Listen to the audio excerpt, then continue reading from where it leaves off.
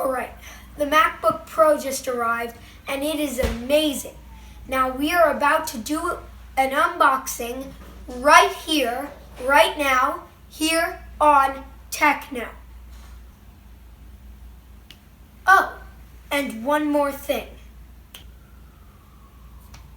Now, here is the MacBook Pro. Let's do an unboxing.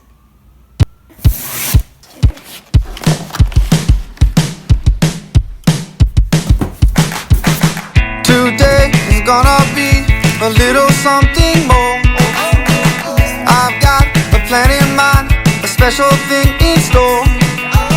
The light bulb inside my head said, get out and play.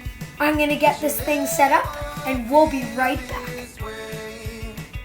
It's my lucky day. It's my lucky day. It's my lucky day. My lucky day.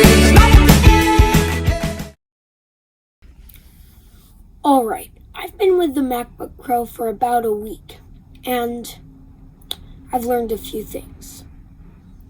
The MacBook Pro design and functionality is very similar to the MacBook Pro 13-inch. And there aren't many changes from the 15-inch to the 16-inch. And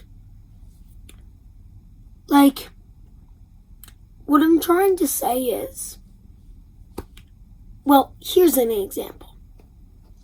Macworld says that the display is hardly revolutionary.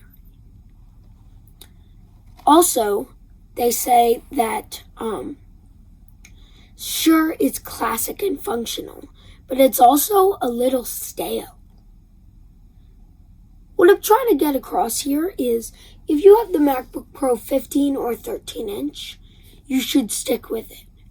But if you need more work done, you shouldn't get the 13-inch. You should get the 16-inch.